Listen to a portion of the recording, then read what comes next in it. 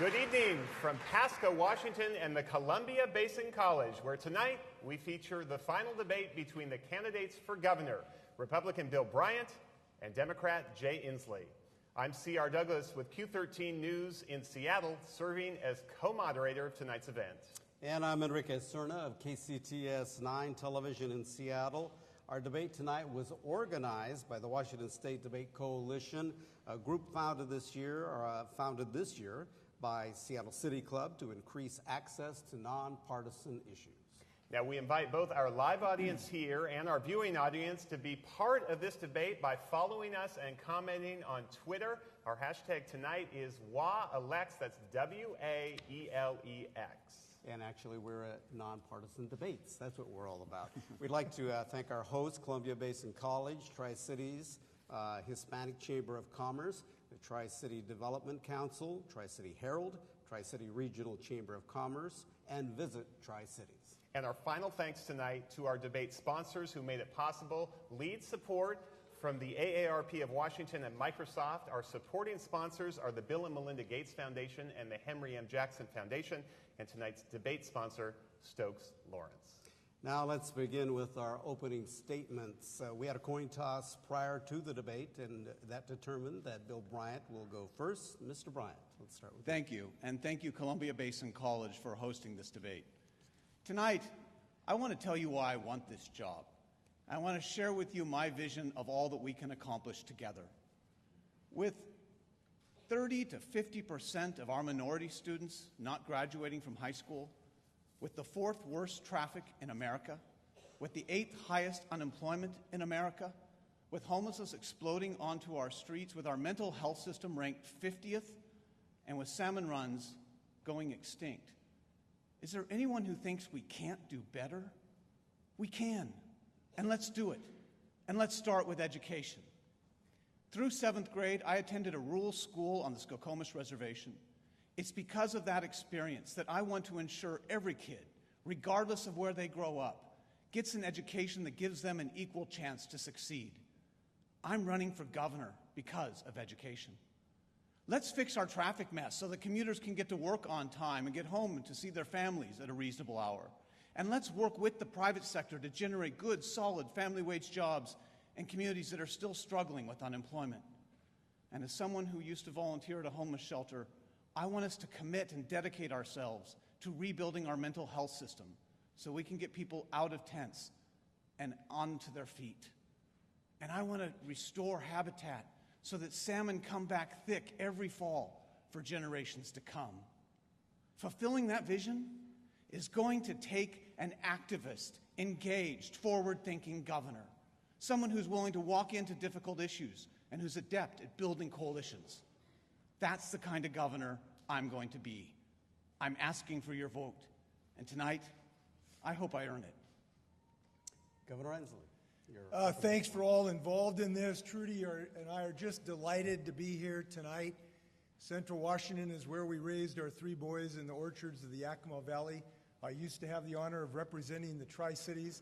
And I think this is a perfect place for this discussion about how and why we are a confident and an optimistic state, and why we need a confident and an optimistic governor. And it's because if you look at the Tri-Cities and you look at this state, you'll realize 3 things. We're making progress on jobs, we're making progress on education, we're making progress on transportation. Start with jobs, where Lamb Weston and Cadwell Labs and AutoZone are growing jobs here. Look at the economic gardening plan we're going to take statewide. We have created 250,000 new jobs since I've been governor. 20,000 new jobs have been created in the last month. We ought to be proud about that achievement. #1 economy in the entire country. Look at education, what's happening here in Tri-Cities. Pasco Bulldogs have increased their graduation rate by 25% in the last several years. We're moving forward. Delta High School is a model for the nation in STEM education. And what is happening here is happening statewide. We have had robust increases in early childhood education. Every single child is going to have access to kindergarten. We're the only state in the country that has reduced tuition for every student in our public schools. We're making big progress. Look at transportation. We're here, what we're doing in Tri-Cities. We now are going to rebuild the Red Mountain Interchange. We're going to fix Highway 12. And that's happening all over the state because of a bill that I helped lead and make sure it got passed. We're fixing 405. We're finishing 167 in Pierce County. We're finishing the North-South Freeway in Spokane. All over the state of Washington, we are engaged in the most massive infrastructure building program in the history of the state of Washington. So I'm looking for this tonight for this discussion. I'm a confident and optimistic governor, and I believe we ought to keep the ball rolling. Thank you. Before we begin with our formal questioning, we all want you to know that there is a way that you can participate in shaping our debate with the help of our Microsoft Pulse poll. If you go to wadebates.org, that's wadebates.org, you can decide the subject matter we will focus on later this hour. You'll be able to pick from 4 topics: healthcare, homelessness, small business, and women's issues. In a few minutes, we will check back on those results and determine some of the questions for later in our debate. All right, let's begin with the questioning. As you know, police shootings have captured headlines throughout the country over the past 2 years. Here in Pasco, Antonio Zambrano Montes was shot and killed by police officers for throwing rocks at them, an incident that was captured on video. The prosecutor declined to press charges against the officers, citing current state law, which requires proof that officers acted with malice and without good faith. We begin with Mr. Bryant. Do you believe that standard should be changed? Well, let's first talk about the environment in which we're living. And I think too often right now in the United States, we're living in an environment that is sort of based on fear. And that's not healthy for any of us. For our communities to really work, for us to exist together in a solid community, for us to have a good relationship with law enforcement, we need to have trust, regardless of what the law is. We need to make sure that we have trust within our community, between the members of that community and our law enforcement. And that's beginning to fray. And that's undermining our democracy. We need to ensure that we support those who run towards danger, not away from it, when there is a problem. But at the same time, we need to make sure that those people are representing us and treating everyone fairly and equally. There is right now a task force to examine this. They're looking at all facets of what is a very difficult issue. They're supposed to come out with their findings. It involves law enforcement and advocates. And I look forward to looking at those results and deciding whether or not Washington State needs to change its legislation. At this point, until we have that recommendation, I think it would be premature. Mr. Insee.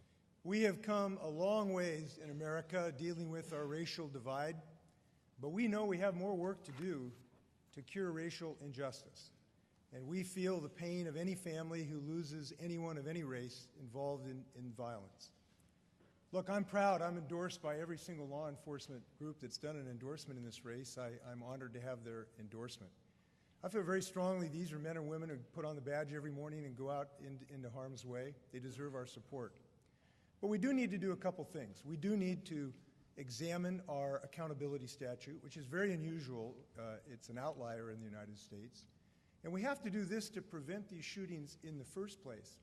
We need to make sure that officers have training so that they can de-escalate problems, so that they can be culturally competent. And we have one of the best criminal justice training centers in the whole country, and they do this well. But we've got to make sure in 2017 we make sure every officer has that training to try to prevent these tragedies. Thank you.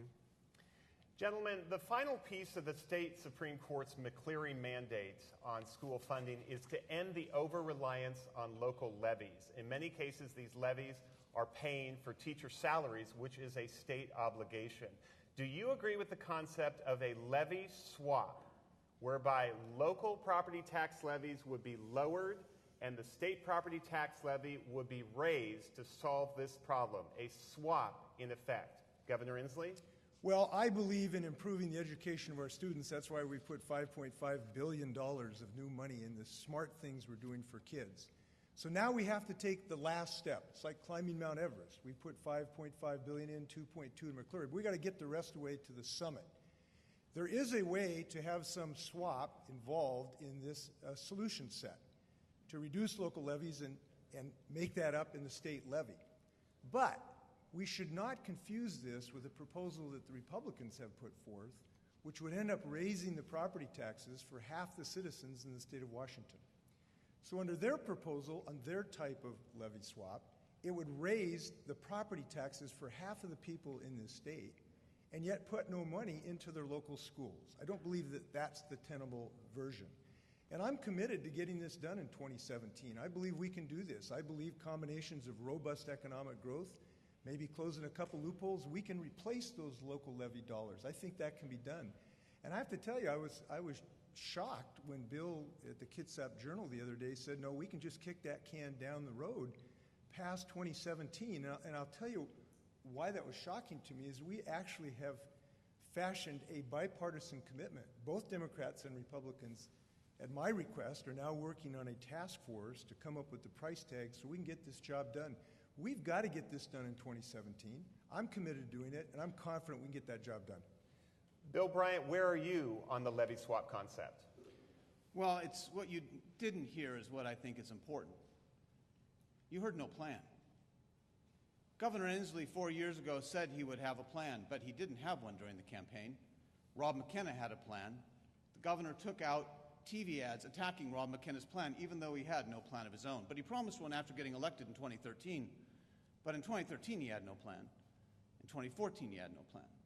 In 2015, he vowed action in 2016, but in 2016, all he did was set up that committee to promise to work on it before 2017. That committee has met 5 times. The governor's made half of one of those meetings. He has no plan. He's not engaged. Delivering a plan through this legislative session in 2017 is one of the primary reasons I am running for governor. And I have already started working with legislators and education reformers around the state on a 4-pronged plan. The first is equity. Right now we have a situation where rich school districts are actually able to provide their kids with programs that rural and disadvantaged neighborhoods are not able to provide. That's not only unconstitutional, it's morally wrong. And under the plan that I'm working with legislators on, we will ensure there's equity, that every kid, regardless of where they grow up, is going to have the same amount of money spent on them. The second thing is we need to fully fund education. Under my plan, we will spend 50% of our general fund revenue budget on K-12 education. The third thing we need to do, though, is innovation. We can't just pour more gas into a broken engine and expect us to get where we want to go. And so I want to reinvent the last 2 years of high school so it's relevant to what kids want to do after they graduate. So that we have pre-apprenticeship programs and industry certification programs for kids who don't want to go on to college. And then we have to deal with uniformity. And this, Governor, is what I said we might need to deal with through 2020, because we have some teachers. Let me follow up with you, because I didn't get a clear answer. And this will be probably the single biggest budget item you both deal with, solving McCleary, and the levy swap is a concept that's out there. Bill Bryant, where are you on the concept of lowering local property taxes and raising state property tax to solve this over-reliance, which the Supreme Court is We have arguing? a situation right now where some very rural poor districts are paying $5 per thousand in property taxes, and some wealthier districts are paying $1.20. And actually, those folks in that poor district are still, even though they're charging themselves $5 per thousand, are not able to generate enough money to provide their kids with the same programs the kids in richer districts get for $1.20. And so what I would like to do is look at a hybrid model that's based on the Massachusetts funding system, where you have an equal property tax across all districts. And that raises whatever it raises in that district. And then the state backfills. So money doesn't go to Olympia and then get sent back. It stays in the district. But the state ensures that every kid, regardless of where they grow up, is going to have the same amount of money spent on them. Well, Governor Inslee, you have said you are amenable to some kind of levy swap. You've said it in your answer. Please clarify how much and what that would look like. This is a complicated issue, but I will attempt in 60 seconds. We can reduce the local levies in high property tax areas and also reduce the levy in low property tax areas, and thereby reduce the local levy burden on local taxpayers. But we can only do it so much, because if you do it too far, you end up increasing the property taxes in the wealthier areas. And once we start doing that, I don't believe people will be acceptable to raise property taxes and end up not putting any additional dollars. We need to put dollars in so that we can have apprenticeship programs. By the way, Bill talks about a lack of plan. We've had action. Look, we've had action. We're starting an apprenticeship program, first one in the state, this year. We have full-day kindergarten starting this year. We are reducing class sizes this year. This year, kids are getting tuition cuts, and it's because we have found a way to put $5.5 billion We must leave it there. into our paramount duty. Thank you. Thank you. Move on to our next question. In Yakima, a federal court ruling forced a citywide district voting system that led to the first-time election of 3 Latinas to the city council there. The court ruled the city's at-large voting system was suppressing the representation of Yakima's significant Latino population. Supporters say that the Washington Voters' Right Act would make this easier in other cities without court intervention. Mr. Bryant, what are your views on this bill? Would you support it? Well, we need to have a system where every vote counts and where everybody believes that their vote counts. Dr. King, Martin Luther King, said that when people feel estranged from their society and separated from it, they don't feel any obligation to that society. And he said when that happens, the content of our democracy is emptied. We need a vibrant democracy, and that means we're going to have to, in some cases, rearrange the lines so that everyone's vote counts. And that's why I support legislation for the city of Pasco to be able to move their lines around so that every population can be equally represented. But we have in Washington State a bigger problem than just redrawing electoral lines. Our fastest growing demographic population are Latinos. Only 30% of Latinos will not graduate from high school. If they don't graduate from high school, they're more likely to be incarcerated or live in poverty or have health problems. And if that's the case, there are going to be more and more divorced from our community. We need to make sure that everybody is an active member of community, and that means we've got to focus on high school graduation rates. And that's why I'm not going to wait till being sworn in. During the transition, I'm going to pull together minority educators and minority leaders, and we're going to put together a 4-year initiative to increase high school graduation rates among our minority communities. Governor.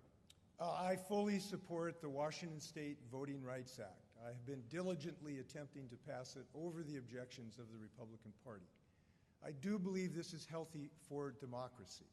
I do believe the experience in Yakima has been very demonstrably shown that this can really help communities.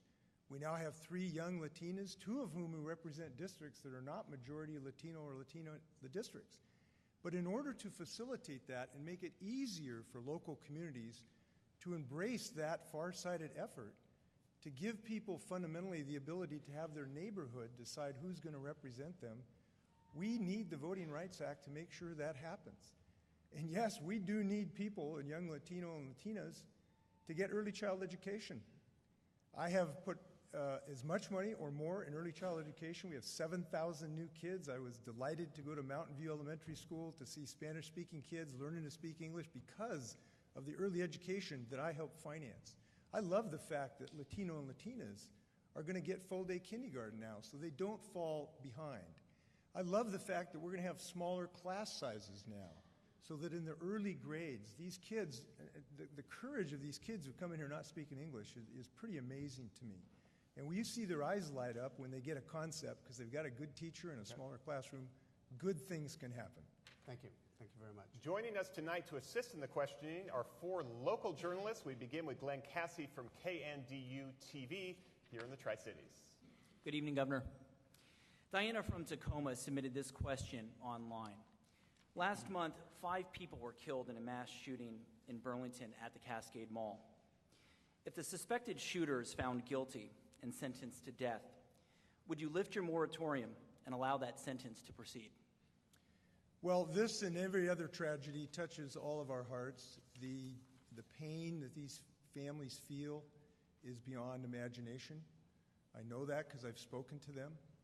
In my deliberations about the death penalty, I have met with victims of these crimes, some of whom agree with my position and some of them who disagree strongly with my position. And the position I've taken is one that follows the fundamental precept that we should have equal justice under law. So I did a lot of research about the death penalty in our state, and I found some disturbing things. The fact is that the death penalty is not anywhere close to used in an equitable measure. One person gets life, the other person gets death. It depends on which side of the county line you are. There are racial aspects of this that enter into this. And I don't believe, no matter what you believe on the philosophical aspect, whether a New Testament or an Old Testament person, and both are sincere, we got to have a system that is equal. And what I found is that our death penalty machine, if you will, is grossly inequitable. There's essentially no death penalty in about 28 of our counties today because it costs too much. It's a lot cheaper, these counties have found, to put someone in jail for the rest of their life with no possibility of probation or parole, and then to go through 20 years of appeals paying lawyers. So what I have found is we need an equitable system, and I will maintain my position is that we will have a moratorium on the death penalty while I'm governor of the state of Washington. Okay, thank you. Thank you, Governor. Mr. Bryant, are you for the death penalty, and is it appropriate in this case? Well, I'm very confused about what the governor did. I mean, it seems as if he just sort of woke up one morning and without talking to any of the victims or any prosecutors around the state, decided he was going to impose a moratorium on the death penalty. And it's not really clear what would happen if a death warrant came up. I don't know, Governor, are you suggesting you would pardon the person or you would set aside the conviction? I'm unclear on what you would actually do. But let me tell you, my position, what I will do as governor. I am very uncomfortable with the state being able to take life. But I do not think that a governor gets to pick and choose which laws to enforce and which to ignore. So as long as it is the law in Washington state, I will enforce it. We go now to Lori Williams from the Tri-City Herald. Thank you. Speaking of the court system, the state of Washington has currently 2 lawsuits filed against the Department of Energy related to the Hanford Nuclear Reservation. One is about missing deadlines and emptying tanks and treating waste. The other is about seeking worker protection from chemical vapors. Mr. Bryant, is the litigation the best way to achieve Hanford cleanup, and do you support both lawsuits? Oh, thank you. I appreciate you asking that because actually I was spending part of today talking to different people about that. And during this campaign, I've learned an awful lot about Hanford. I have more to learn, but I've spent 2-3 days here meeting with people from all sides of the issue. I've talked to employees, I've talked to previous employees, I've talked to contractors, I've talked to members of the Federal Department of Energy. And I'm trying to understand from all perspectives what's going on and why we're falling so far behind. And all of these people have different perspectives on what we need to be doing. But there are 3 elements that kind of ring true through all of them. The first is that Governor Insee really isn't engaged, or certainly not as engaged as Governor Gregoire was, and that they say we really need gubernatorial leadership. The second thing that they're saying is that he's focused so much on the tanks that he's ignoring the fact that we have a much bigger and more immediate threat with some of the properties only 120 yards from the river. And then finally, third, and this goes to your point, they're saying that because he's largely relegated this issue to the Attorney General, we're mired in litigation because that's what the Attorney General does. And what they're telling me is that because we have so much litigation going on right now, parties really can't talk to each other about how we move forward. And we're so focused on getting a lawsuit and a win in court and being able to issue a press release saying we won that we're really not talking to people about how we can move up our time frame and clean up this mess. And as governor, I want to provide that leadership. We need leadership, not lawsuits. Governor, the taxpayers are paying both to prosecute and to defend these suits. So what do you say to people who believe that their money would be better spent cleaning up Hanford rather than in the court system? I totally agree. What would be better is if the federal government fulfills its responsibility to Washington citizens. And I don't need a lot of education on this in a sense because I've been working on this off and on for about 2 decades, formerly representing Hanford. When I was in Congress, I was a member of the Hanford caucus, worked with Doc Hastings to make sure that we were on top of these issues, went to countless briefings. As far as not talking to another one, I met with Secretary Ernie Moniz, who I consider a friend, about 5 weeks in Seattle to talk about these and other issues. We are very engaged in talking to our federal partners, but frankly, the federal government has let down the people of Tri-Cities. Look, the people of Tri-Cities are the most skilled workers in the world, and they've done some good work. They've removed about 500 square miles of radioactive material, and they've consolidated it up on the plateau. They have a great plan, but we've got to give them more safety. They should not be exposed to fumes. They should not be exposed to radioactive material. We had several workers get some radioactive material just the other day. And we do have to provide some mechanism to hold Uncle Sam's feet to the fire. Look, it's a battle for appropriations in the U.S. Congress. And that battle has to be won if we're going to make sure that we finance the projects at Hanford. And there's a tendency to let things just kind of get kicked down the road. So sometimes litigation is necessary. And I think we're making the right decision, working with our federal partners, but being insistent that Uncle Sam does their part for the people of the state of Washington and the people of the Tri-Cities. We'd like now to go to our first Microsoft Pulse question. We asked all of you which two of these four topics you want most addressed during this section. Here are the results. Healthcare, 23%, homelessness, 45%, small business, 18%, and women's issues, 13%. So homelessness tops the concerns. And so I go to this question from an audience member here in Pasco. Governor Insee, cities across Washington are experiencing a surge in homelessness. Now that it has reached a crisis level, do you believe it's time for the state to appoint a homeless czar to take charge of this issue and organize and coordinate a state response? Well, we have increased our coordination. One of the first things I did was to direct our Department of Commerce to focus priorities on youth homelessness. And we now, in part because of my wife Trudy's leadership, we've passed a youth homelessness bill that will coordinate activities across multiple agencies to deal with youth homelessness. But I think beyond that, it's more important to put meat on the bone to do things that will help people who are homeless. These folks they're citizens, they're neighbors, they're family members. If they can get a little help, they can get back on their feet. So here's what we've been doing. Number one, we've been increasing low-income housing stock. We've built about 2,300 low-income housing stocks since I've been governor. We have saved about 4,000 others that were on the verge to go into high rent. Second, we have led the country in a thing called rapid rehousing.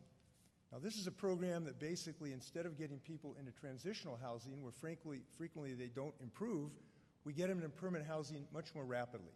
The federal government is following this. King County is now starting to follow our lead. I think that this is going to be very helpful. Third, we have focused on veterans housing. When I came in, there were 1,400 veterans, and I found that totally unexcusable who are homeless in the state of Washington. So we went to work, and we have housed those 1,400 veterans. But guess what? There's more veterans that have come in and become homeless. And why have they become homeless? We know there's addiction problems, and we're going to integrate our mental and physical health systems so we can have better addiction treatment. But here's the other thing. Rent is going up, and wages are not. And every time rent goes up $100, homelessness goes up 15%. One of the things we can do about this is increase the minimum wage. Look, 30% of the homeless people in this state are working full-time. They don't have an addictive problem. They don't have a mental health problem. What they have is a wage problem. So I'm supporting a minimum wage increase. It's on the ballot this year, and I'm looking forward to help as many ways I can. Bill Bryant, is it time for a homelessness czar in Washington? No, we don't need a homelessness czar. We need a governor. This is a very important issue. You want to tell audience, we ask you not to applaud or make any announcements on your own, so please. This is a personal issue for me. Long before I ever ran for office, I was a volunteer night manager at a homeless shelter in Seattle. And I understand the multifaceted reasons why people are homeless. And I'll tell you what, we do not have a coordinated approach regardless of what Governor Inslee says. There is no coordination between the cities and the states, and that's got to happen. We are spending twice as much on homelessness now than we were a few years ago before Jay Inslee, and yet homelessness has exploded. If someone in my company came to me and said, you know, we have a problem and I'm spending twice as much as we used to trying to solve this problem and the problem's only gotten bigger, I'd say you're not doing your job. And you're not doing your job. Here, if I'm governor, I'll tell you, we're going to do 6 things. The first, we will have a zero tolerance for camping on state lands. Second, we will give local law enforcement the authority they need to go in and deal with the criminal element in some of these camps, and we'll also allow them to clean them up when necessary. Third, the state needs to look at how the cities are spending the state money on homelessness. In Seattle, we're spending between $10,000 and $14,000 per homeless person. That's more than we spend for the care of some foster kids. We need to make sure that this money is being spent well. We can spend it well by investing in more permanent housing and job counseling.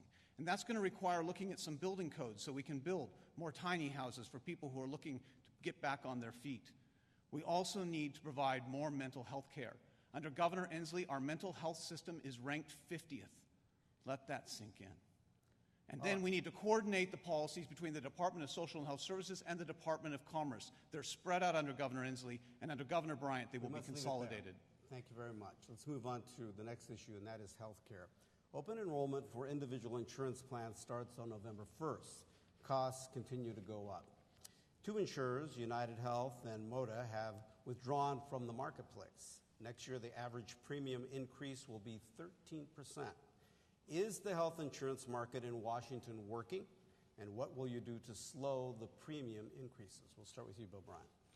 Well, this is a huge issue for whoever walks into the governor's office in January of 2017.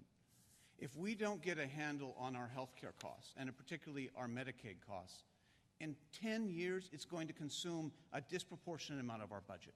So we need to make sure that our health care system works. And right now, it's not. It's meeting the needs of some, but a lot of people are seeing their premiums going way up and their coverage going way down. And that is not a pathway forward. One of the other things that I'm hearing from patients and doctors alike is that if you want to have a marketplace that works well, you've got to be able to provide them with real-time information so that patients can make informed decisions and so doctors can communicate to patients about what their choices are. And we don't have that. We need to have that. We also need to combine primary and mental health. Right now, I'm being told that in a lot of cases, our costs are going up because if somebody comes in for a primary health issue, let's say a sore throat, but the doctor realizes there's a mental health issue there as well, they'll give them a prescription for the sore throat and then tell them to come back in 30 or 40 days for the mental health evaluation, which probably never happens. And it's that mental health issue that we've got to deal with. If we want to keep costs under control, we need to combine primary and mental health. And there's some good models of where that is happening right now in Southwest Washington. There are opportunities for us to make savings, but it's going to take an engaged governor, an activist governor. And that's the kind of governor I want to be. Governor Insee. We are doing in the state of Washington today with the current governor every single thing that Bill talked about, all of which were good ideas. And guess what? We're already doing them. We are leading the United States in maintaining a low medical inflation rate. We like it to be zero. We'd like to be negative 5%. But we are leading, and here's the best evidence of this. Last week, the federal government gave my administration, because of my leadership and my team's leadership, a waiver to creatively use $1.5 billion. And here's what we're going to do with this. One, we are integrating mental and physical health. This is a no-brainer.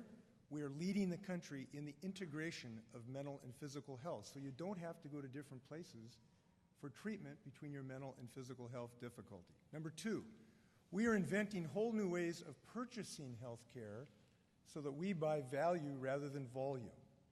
The old way of buying health care was to buy a procedure, and you'd pay the physician per procedure. We want to pay the physician in the hospital for health. And we are leading the country in buying value rather than volume. We are increasing the availability of help for this opioid epidemic that we are experiencing. Last week, I announced our initiative to attack the opioid epidemic. It has to do with making sure that our physicians don't overprescribe anyone, particularly our youth. It's providing telemedicine services to primary care physicians so that and if they're in Ephrata, you can call somebody at UW and get the latest information. These things are working today. We are leading the country. I'm proud of our work, and we want to continue it. Tolling. It has become very common in Washington, as you both know. The Tacoma Narrows Bridge, the 520 Bridge, the Viaduct Tunnel will be tolled. We, of course, have hot lanes on 405, I-67. Governor Inslee, do you support expanded use of tolls and hot lanes to help generate the revenue and money needed to replace and repair other corridors across the state, which will soon need major upgrades? Is that an appropriate user fee? We have not made that part of our plan going forward. Here's what we did this year. When I started as governor, I knew how troublesome traffic congestion is. It's driving people to distraction in many places across the state of Washington. So I decided to focus intensely to build a big infrastructure improvement plan that can reduce congestion, to build more buses, light rail, single vehicles, overpasses, connections of 405 to 167. We had a lot of opposition to that for a couple years because the folks in the Senate didn't want to pass a bill. But eventually I brought the parties together, and we passed a $16 billion transportation package. This is the largest infrastructure development project in the history of the state of Washington. And it's going to help everybody from Red Mountain interchange to Highway 12 here in this part of the country, to finish the North-South Freeway in Spokane. It's going to finish 167, the highway to nowhere in Pierce County.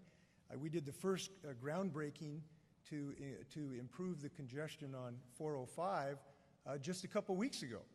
So we have in the pipeline, and this was financed not by tolls, but by an increase in the gas tax. And we'd like to do that for nothing, but if you're going to build a big infrastructure program, obviously you have to have revenues. We thought that was a fair and best way to do it. Now, we now are involved in a program to have a 2-year program on tolling on 405 that Bill helped design. And we are improving that 405 corridor by adding a lane so that we can reduce congestion. Bill Bryant, where are you at on tolling? Well, I have no idea what the governor's talking about, me helping design the toll lanes on 405, and I want to take one of those 405 toll lanes and convert it to a general purpose lane. Let me be very clear. You didn't get a very clear answer for Governor Inslee. You also heard him taking credit for passing the transportation package. I find that amazing. In the last months before Governor Gregoire left office, she pulled about 20 of us together to put together a transportation package for whether it was Mr. McKenna or Mr. Inslee walking into that office. And at the end of about a 16-month period, 12 to 16-month period, we put together a plan for the next governor. It was ready to go for the next legislative session. And Governor Inslee came into town and made transportation a partisan issue for the first time ever and blew it up. And it took many of us 3 years to put it back together again. We need to reduce traffic congestion. It will be the top priority for my Washington State Department of Transportation, and we don't need to have more mega projects. The engineers of the Department of Transportation, former and current, are saying, you know what you need to do, Bill? You need to have some micro solutions. We know there's an on-ramp or an off-ramp that was never really meant to handle the amount of traffic it's handling now, and so we need to reconfigure it. They're saying we know there are difficult parts of road where we need to add a lane. And I want to reiterate, we need to remove one of the toll HOT lanes from 405. But we also need to invest in transit that works and that people use because it works. And we need to be able to deliver this transit within the next 6 to 8 years. And that's why in my administration, I'm going to add capacity so that we can bring in bus rapid transit to communities all across the Puget Sound area. All right, we go now to Ed Dawson from News Radio 610 KONA. Good evening, gentlemen, and welcome to the Tri-Cities. This next question is for both, and it comes from an audience member who is concerned about water quality in the Yakima Basin, arguing that the State Department of Ecology is disregarding the recommendations of its own scientists to protect lower Yakima Valley well water from nitrate pollution resulting from big ag. Start with Mr. Bryant. How would you respond to that concern? Well, some of you know I lived in Yakima in the mid-1980s and the early 90s, and my company still does business between Omak and Walla Walla, and so I'm very involved with a number of folks who are struggling with exactly the issues that you're bringing out right now. And what they're telling me is, Bill, we're not making decisions based on sound science. They want to protect the water quality, but they're saying, actually, these are regulations that were really written more for over on the coast, and what we need are regulations that are written for here in the Yakima Valley. They're not against the regulations. They just want to make sure that before they make huge investments, that it's actually going to yield a result at the end of the day. And they're concerned that they're going to be asked to make huge investments and the water quality won't be improved at all. None of us want that. That's actually why I've said on day one, I'm going to impose a moratorium on all new regulations until the departments can justify the ones that we've already got. I think it's going to take us about 6 months. But by June of 2017, we're going to look at every regulation. We're going to see whether it's meeting its objective. We're going to look and see how you know it's meeting its objective. How do you measure success? If it's successful, what will look differently in 4 to 7 years? And what's the legislative authority that gives you the ability to implement that regulation? Let's go through and make sure that what we're asking people to do in Yakima and all across Washington State is based on sound science and is actually moving us towards a goal that we all want to achieve. If we do that, and we can do that, we'll have a regulatory system that people have confidence in and want to invest in. Thank you. Governor Inslee?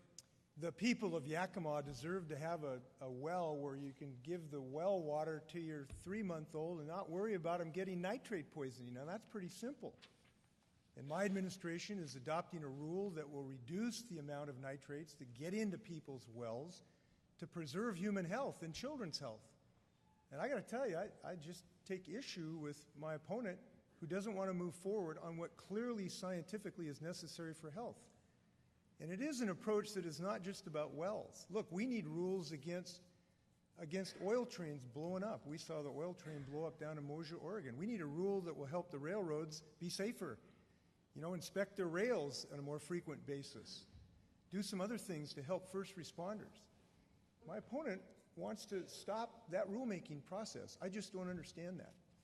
I don't understand when we now have in the pipeline the ability, this is a little off subject, comes back to this last issue, but I'll use my time. Look, we're going to build a Red Mountain interchange here, big infrastructure project, costs, $40 million. We're going to fix Highway 12, but Bill says we don't need to do that. He's just going to do it with some kind of magic in the DOT office. I just have to disagree with him. We got to build this state. Look, we got 50 or 60,000 people moving here because we have the #1 economy in the United States. It's one of the reasons we have a homelessness problem. They're driving up rent. So we need to build a transportation infrastructure project that can accommodate all these new people so we don't die in congestion. And we need to have rules that will protect our children's drinking water in the Yakima Valley. All right, let's move on. Republican Secretary of State Kim Wyman is calling for a law that would require residents to prove U.S. citizenship or legal residency to get state driver's licenses. And also it would ensure that non-citizens don't vote. Washington is the only state in the country that does not require legal documentation to get a driver's license or a state identification. Immigrant rights groups argue that there is no proof of non-citizens voting, and others say this could hurt the state's agricultural industry in need of workers to harvest crops. Governor Insee, where do you stand? Well, I'm not sure what the Secretary is proposing. It's quite unclear to me. If she is proposing that we need to bring our driver's license rules into compliance with the Federal Real ID Act, I agree with that, and I have proposed legislation to do that. It really is a very simple piece of legislation. The legislators have not seen fit to pass that, and I believe that we can and should pass that.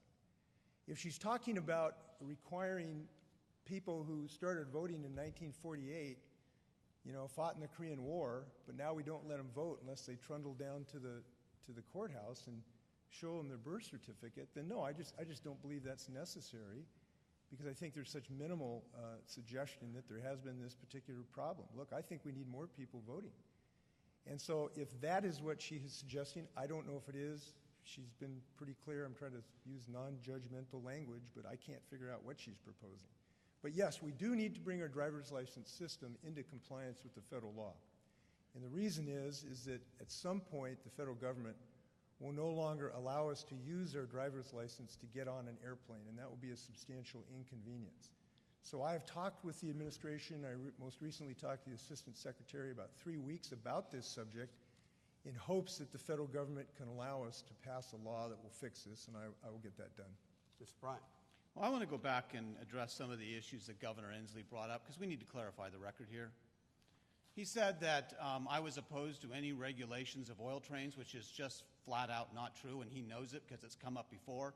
And saying it over and over again, Governor, doesn't make it true.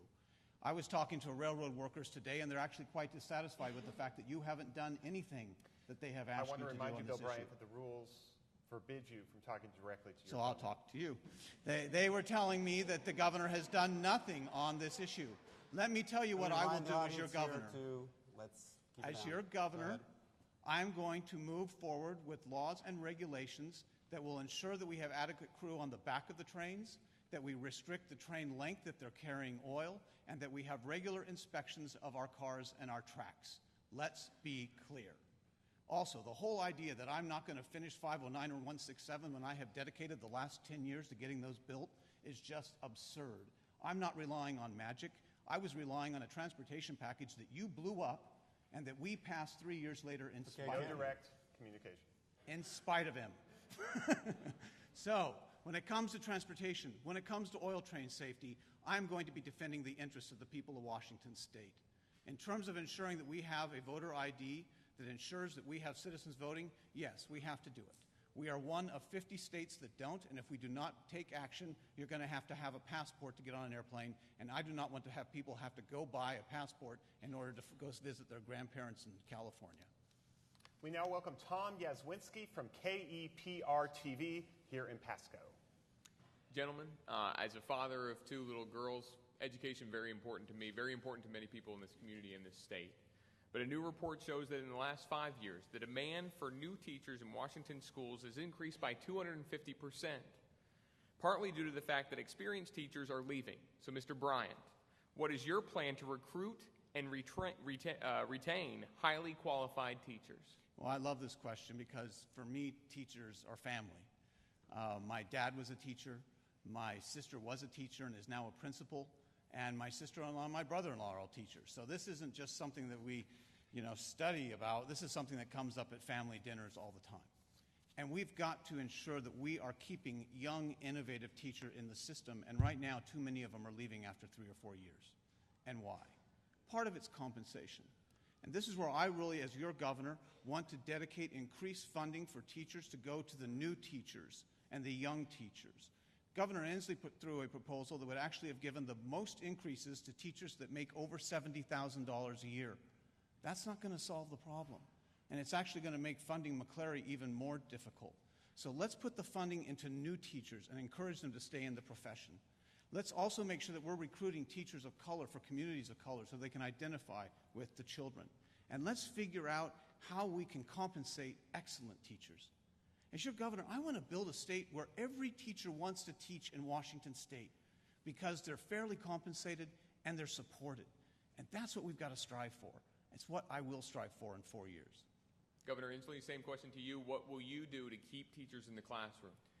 Well, let me tell you what we've done, because this is an extremely important issue. We lose about 50% of our new teachers for a combination of their lack of support in the classroom, excess class sizes, and inadequate compensation.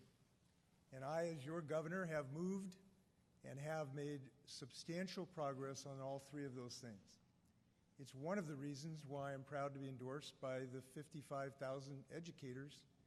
Actually, it's about 70,000 educators in the state of Washington, because they know this is a very high priority to me. My dad was a biology teacher at South and Garfield High School. My brother's a teacher. My brother and sister-in-law is a teacher. I know what this means. So here's what we've done. Number one, I fought and won and have the endorsement of the educators about this to get them a small increase in compensation, but it is not enough. We're going to need to do more to be able to attract and retain quality people, because I tell you what, they teach for 2 or 3 years, then they go to work for Amazon. These are very high quality people. Second, I have provided, and I'm very pleased by this, because this was one of the things that I really fought for, a mentorship program. We throw these young teachers into challenging conditions without mentors. My dad always told me he learned to teach from a guy named Swede Lindquist, who was an old football coach, took my dad aside, really taught him how to teach. So now our teachers have a mentorship. When we have a new teacher in Tri-Cities, Spokane, I saw this the other day, they get a mentor that stands beside them and work with them. Third, we're reducing class sizes. Look, it's not fair to a teacher to have them to go in and see those 25, 28 charming faces, but there's just too many of them. So we are reducing class sizes. So those are the three most important things we've done. Thank you, We've Governor. done every single one of them, there. and we're going to keep it up when I'm governor. Thank you very much. Gentlemen, you both have opposed a state income tax. However, going forward, would you support closing any of Washington's many tax breaks as a way to raise revenue to help meet the state's obligation to schools and other programs? If so, what specific breaks would you close? And if not, why? Governor Inslee?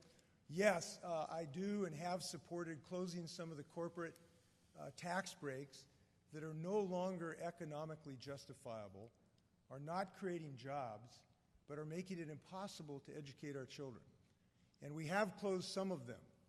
Because we have been able to close some of them, we have been able to give every student a tuition break in our public schools. We've been able to increase compensation for teachers. And now we want to move forward to extend some of the things we're doing in the four-year colleges to Columbia Basin Community College. Look, we have an opportunity grant program here. It's the first of its kind in the world, or in the nation, where we give kids, mostly minority kids and kids in poverty, if you go into a STEM program, we get a free education. It increases their graduation rate from 55% to 95%. It's magic. I want to extend that to this community college and every community and technical college across the state of Washington. And that may include or require using the revenues that are coming in because we have such robust economic growth, and closing some of these loopholes. Now, I know Bill has a different view. I know he served for years as a registered federal lobbyist. I know that he is close to the oil and gas industry.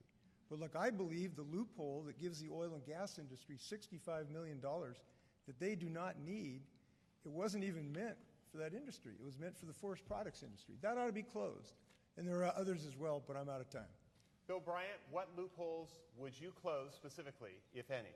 Well, I'm in favor of putting all loopholes on the table, despite what the governor says, and once again, he knows that, but continuing to say it over and over again, he'll hope people think it's true, but it's not. I've said on day one, I'm going to identify strategic objectives for every department, and then we're looking at every program, every agency, and every tax incentive, every loophole. And if they're not moving us towards that strategic objective, we fix them or we eliminate them. Everything is on the table in a Bryant administration. Look, he says he doesn't support an income tax. Fine. This is a guy who said he would veto any tax increase 4 years ago, and within weeks of getting into office, proposed over $1 billion in new taxes. A tax on carbon, a tax on bottled water, a tax on beer, a tax on certain types of income. He says he doesn't support an income tax, but I've asked him, will you veto a tax? Will you veto a tax on income if it lands on your desk? And he won't say no. A few weeks ago in Vancouver, he said, he would consider a tax on certain kinds of income. We need to close loopholes, but ladies and gentlemen, closing loopholes is not going to provide us with the $1 billion we need to fund McCleary. We're going to have a program that will equitably fund education across our state. And it's going to be much more complicated than the governor thinks. That's why my four-pronged plan, where we deal with equity, where we increase the funding to 50% of the general fund, where we look at innovation, and where we deal with uniformity between school districts, that's how we're going to get it done. It's hard work. It's hard to talk about in a minute and 60 seconds or a minute and 30 seconds. But it's the kind of work that I am dedicating myself to as your governor. All right, we've reached the point now where we are at the end of our questions. So it's time now for each of you to provide your closing statements, and we begin with Bill Bryant. Well, I really appreciate this opportunity to come and have this debate. I appreciate you, Governor, being a part of it. I know you really don't like him that much, but they're important to our democracy. And it gives people a choice. And this year, you really do have a choice between two different types of people. I don't know who thinks if we re-elect Governor Insee, what's going to change. Because if you listen to the debate tonight, think about what you didn't hear. You had a lot of talk about what he's done and how much money we've spent, but he never said this is where we're going to go with education. I gave you a 4-point plan. You didn't get one from him. When we talk about what we need to be doing on transportation, he talked about what he had sort of done and took credit for a lot of other people's work.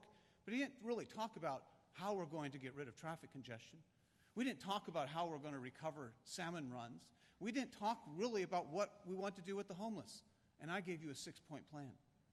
What do you think really is going to be different if we re-elect Governor Insee? I don't think anything. I think we're going to continue to have gridlock in Olympia and on our highways. Let me tell you what would be different if you elect me.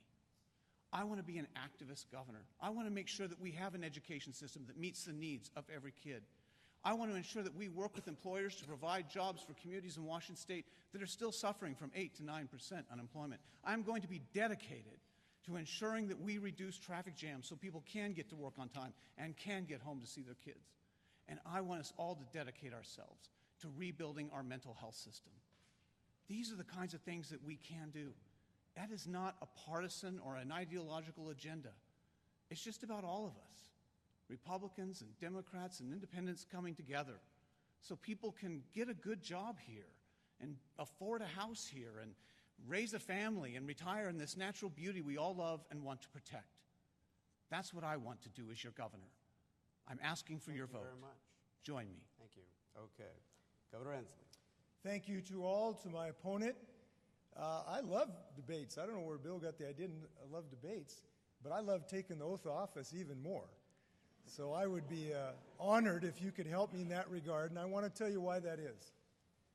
The last 4 years, I've got up every single morning, and I have tried to figure out what I could do to help Washingtonians realize their dreams. And they're realizing a lot of their dreams because of the work that I've done in a bipartisan fashion. Most all of our success in the last 4 years has been on a bipartisan fashion because we have divided government in the legislature. And I think it's a bipartisan joy and certainly a personal joy of mine when I can go to an elementary school and see a young child who might have a speech difficulty, who, if she didn't get help with her speech difficulty, might end up never reaching her full potential. And now she's going to do that by the thousands because of the success we're having in early childhood education. It's a joy to go to a ribbon cutting, like I did the other day when we're improving 405, which is going to connect to 167, and it's going to reduce congestion on one of the most congested corridors in the state, Interstate 405. That's a joy to go there, because what it means is we are an optimistic state. And when you think about it, a bridge fundamentally is a monument to optimism. It means that you're going to do better, your community is going to grow, you're going to create more jobs, you're going to have more scholarships, you're going to have better early education, and yes, you're going to have less oil trains that blow up. And I think all of those things are good things. So I would be very appreciative of your vote. Good luck. Let's remain a confident and optimistic Evergreen state. Thank you. Gentlemen, thank you for being here tonight. Thank you. Thank you. All right, and we also would very much like to thank our audience here at the Columbia Basin College. Thank you for joining us. Have a good evening.